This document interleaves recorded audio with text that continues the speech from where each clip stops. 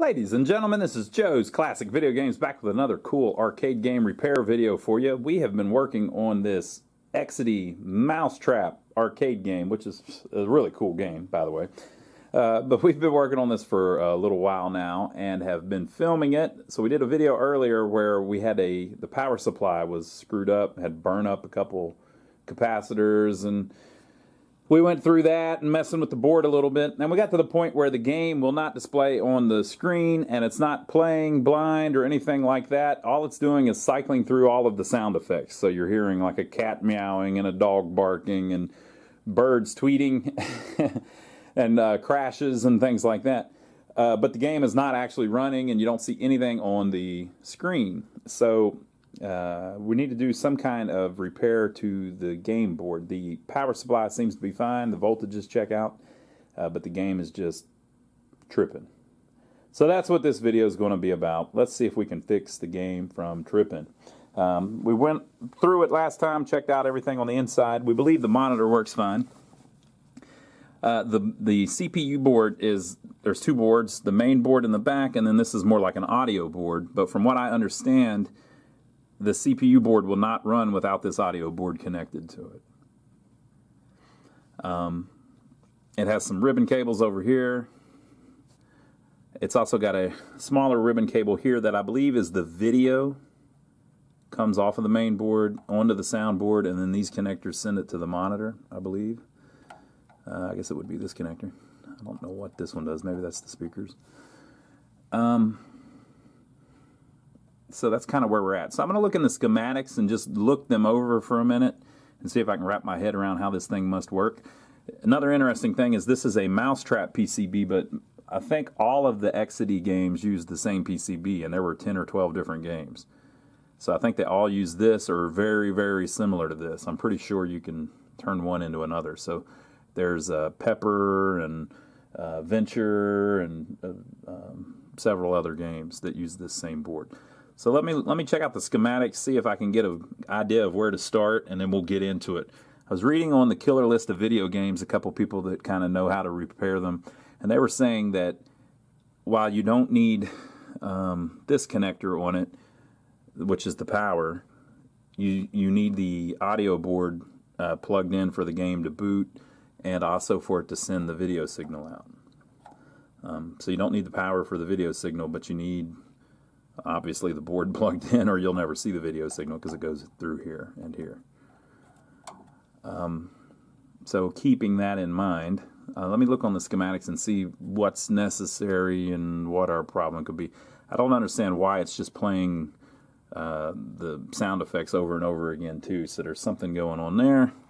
But we're probably going to have to move this board, the sound board, off of it so that we can even get to the, the bottom board. But if we since we know it's not on the screen yet, to check it with a scope and stuff, we could probably disconnect this stuff, and these would allow it to still access the data lines and address lines or whatever that it needs to access to make the CPU still capable of booting. So let me check out the schematics, and then we'll figure out where to go from there. Okay, folks, we're looking at the schematics. Now, I am not an engineer, so I don't understand how most of this works, but you can kind of get an idea of it. So the logic board has a ribbon cable that comes over. This is one of them, and see how it says ABD 0, 1, 2, 3, 4, 5, 6, 7. So that's address lines, you know. And on the audio board, it's running over to this PIA chip, peripheral interface adapter.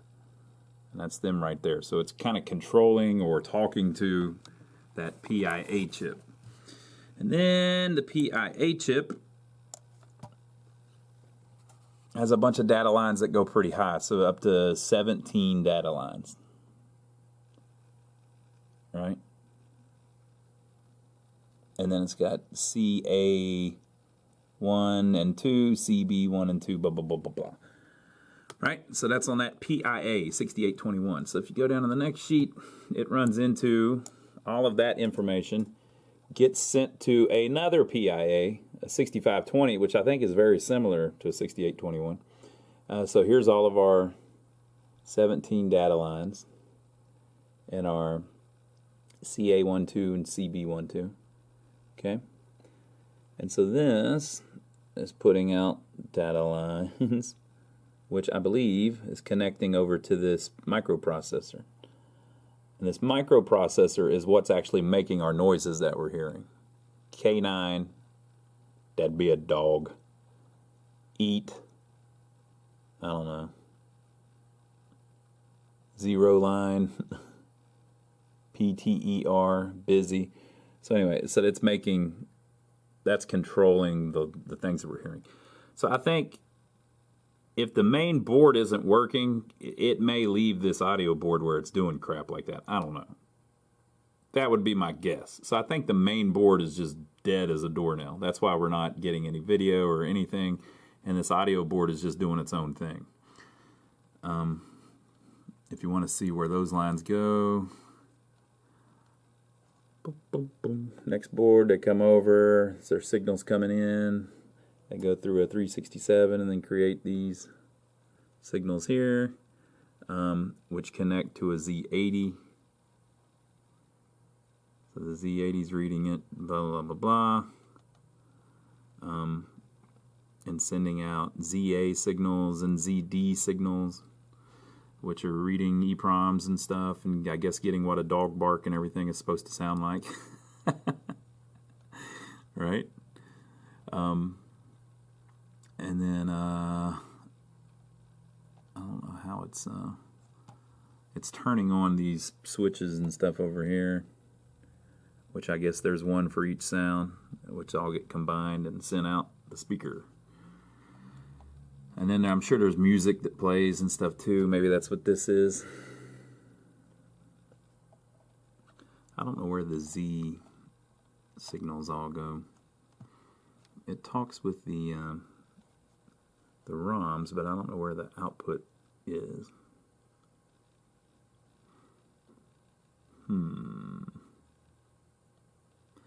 So anyway, that's what we're looking at. So what I'm going to do is we're going to separate the audio board, but leave it as hooked up as we can, and then so I can get to that back board. And then we're going to just start at the beginning on the CPU board and look at the clock and the signals and the CPU and all of that, and just work through that board until we start getting some kind of signs of life. So I'm going to check it with a logic probe, see if we've got the clock signal, see if we've got a watchdog signal or a reset signal, see what's going on. And we'll just work our way through it. But I think the audio board probably works. It's probably just since the CPU is dead, the audio board's just continuously playing music and sound effects.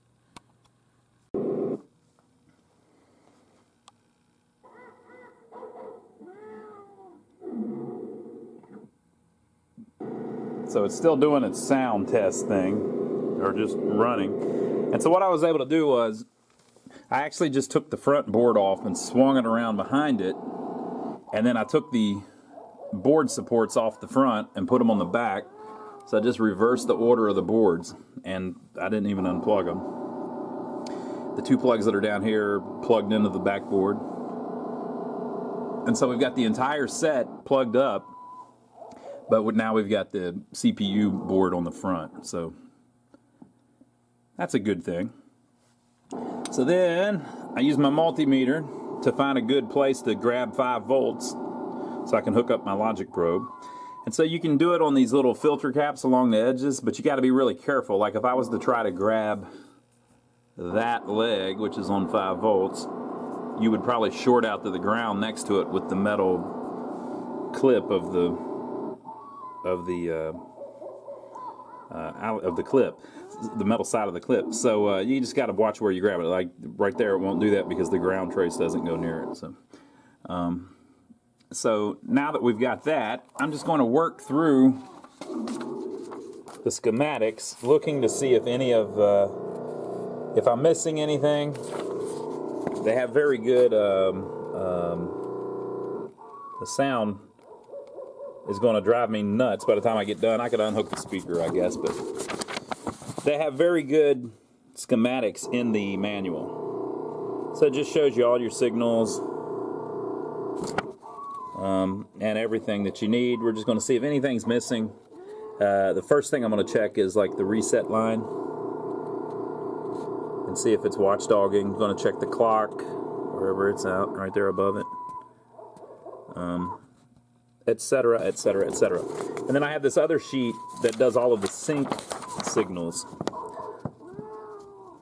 So the clock is created up here with these counters, and then you get a horizontal counter and a vertical counter that creates all these little signals. So I'm just going to work through it a little bit and see if I can find anything missing, and if I do, I'll let you know and let you see it.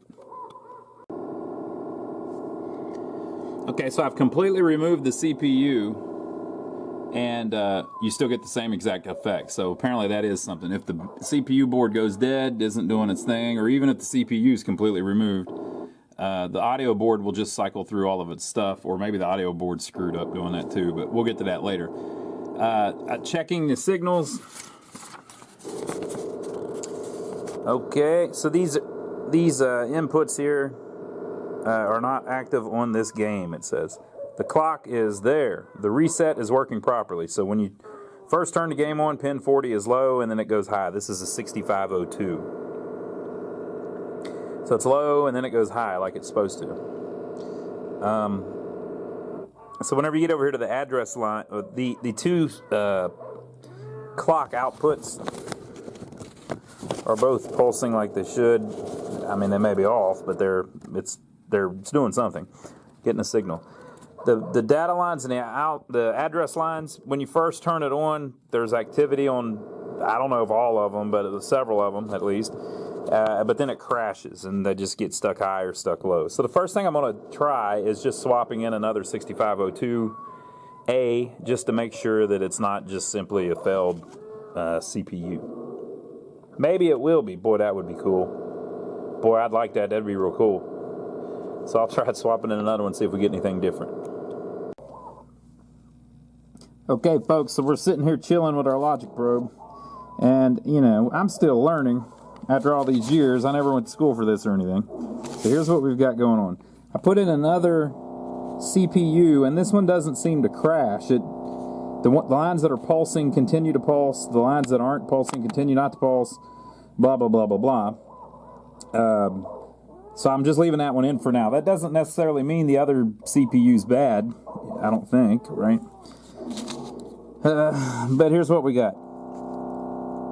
A6 is low. It's always low. And then this is a buffer. Coming out of the buffer, it's also low. Okay? And then up here, you've got all these lines, 5 different address lines that are also low. This high is from the other CPU. So you've got 5 address lines that are low, and then they come out of the buffer low as well. And then down here, you've got A6, which is low, and it comes out of the buffer low. It could be the CPU, I guess, you know. I mean, that's what the first thing you would suspect, but if you've got so many lines stuck low coming out of the CPU. But I think it could be the buffer, too. I think the buffer could be holding it low. Now, since you've got different places in different areas, you would suspect the CPU first. So I'm going to pop in another one and just see if I get something similar with it. The original CPU, like I said, it would work and then crash. So I'm just going to try another CPU, and if I get a similar thing with a different CPU, I'm going to try maybe swapping this buffer first to see if we get our A6 back. Because basically nothing will happen if you don't have all of your address lines. So that's definitely a problem. It's just I don't completely understand why they're stuck low like that. So let me swap in another CPU and see if I get similar results or if I get something completely different. Okay, folks. So when I put I don't have any more good 6502s. That when I put the original one back in, it does the same thing. It'll come up and then crash. But what I did was I put the logic probe on pin 16, for instance, and then I turned the game on, and it will pulse for a little bit and then crash. Same here on all of the ones that are low, which tells me that the buffers are probably fine, because if this buffer was screwed up so bad that it was holding this line low, well, then it's shorted and it would never pulse. It would always be low.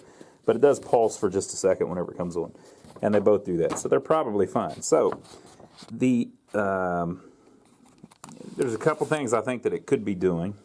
it could be trying to read the game code and it's unable to, and so it crashes. I think last time though I checked I tested the EPROMs and they were all fine. The sockets look pretty good to me, but I haven't tested those pin by pin, but they look pretty good.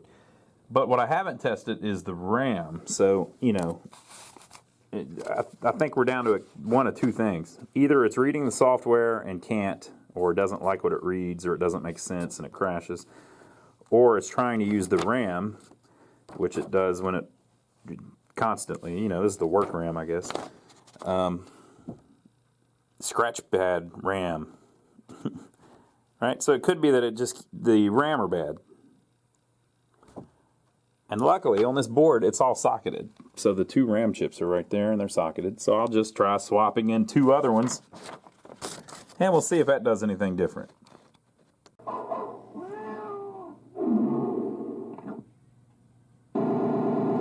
Alright folks, we're starting to get somewhere. So it had 3 bad ROMs. Once I checked them, that one was bad, and that one was bad. I rarely see bad ROMs, so I don't know what caused that.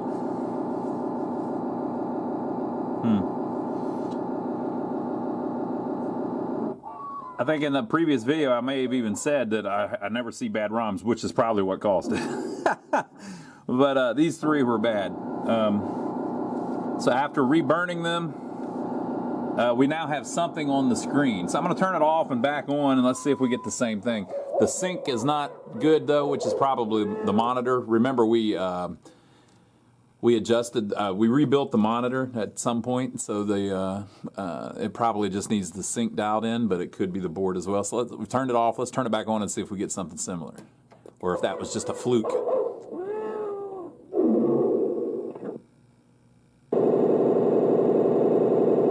Yeah, we're definitely getting something similar. Okay, so I'm going to try to adjust that and see if I can get the sync to lock in on the monitor. And if I do, maybe we'll be able to read what it says. Okay, so the game is actually up and running, but it won't sync. You might not be able to see it. It's going by so fast.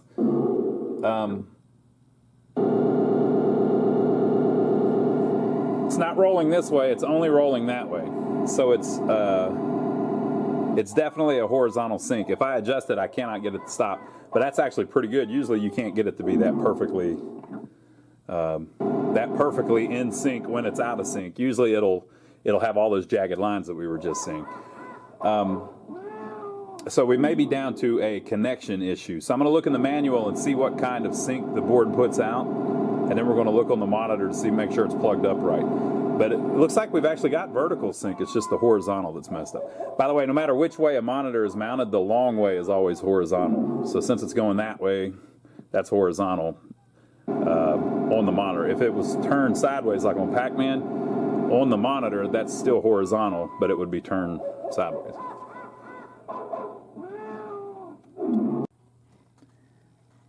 Okay, so the horizontal sync is created right here at the beginning. So you got the oscillator, it makes some clock signals, and then some of those clock signals and some power signals that are created down here right at the beginning do their thing and go into this counter and do some things and blah blah blah, and then it comes out right here on chip 2E at pin 7, horizontal sync. So the horizontal sync and the vertical sync, which is probably right here, maybe.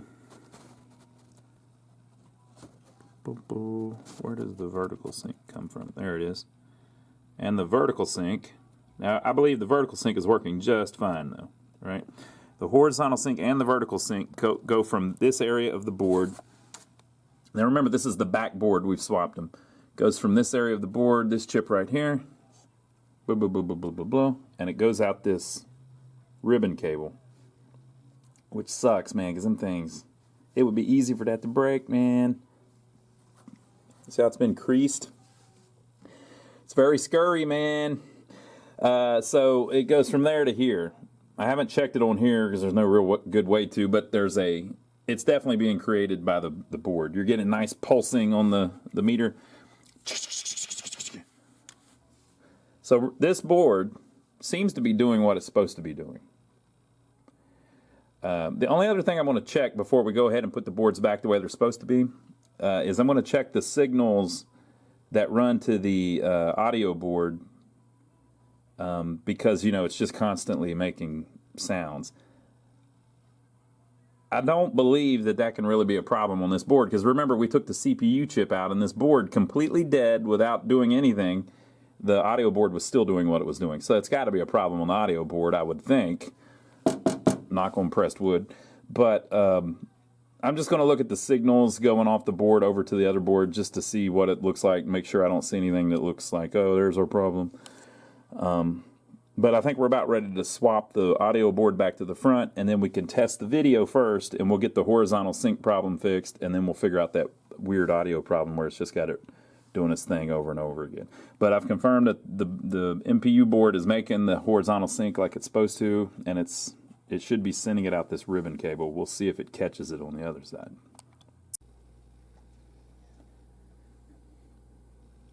Okay, folks, so I'm pretty positive that everything on the main board is working, but we're just going to go over to the audio board now and figure out why it's playing over and over again and figuring out why our horizontal sync is giving us trouble.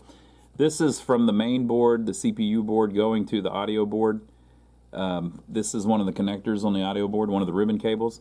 These ABD signals are what kind of goes over and interfaces with all of the audio stuff, which would be turning on things at certain times in the game and all of that. So we're getting nice pulses here on the inputs of this buffer, this LS245 or whatever it is. I guess that's a buffer. But the other side's all dead because the enable line is still high and it's active low, pin 19 there. See how that little circle means active low? So it's stuck high. So basically the CPU is not telling the audio board to come on. So it's not even sending this information over to the audio board. So I'm pretty sure everything's working on the on the main board the way it's supposed to be.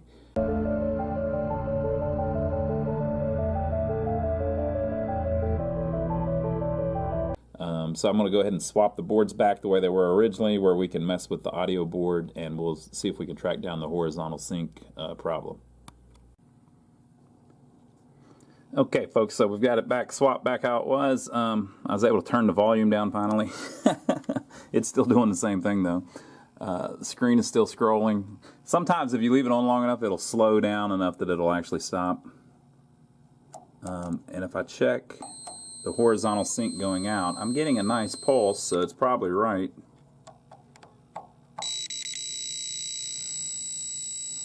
And that's the vertical. So we've got a problem with the wiring or a problem with the monitor still, something like that. So I'm going to pull the connector loose at the monitor and turn it back on and see if I get a signal still at the other end of the line. Okay, so it appears it was a bad connection on the monitor, which means we may have to take the monitor out and make sure that there's good solder on the pins on the monitor board. But it's giving us a clue whenever we turn it on now, since we can see the screen. Check this out. Now, if you've been watching since the beginning, we fixed the power supply. We've now fixed the CPU board, and now we're on the audio board. We're getting there, people. And we fixed the monitor before. So it says, please stand by, version 5.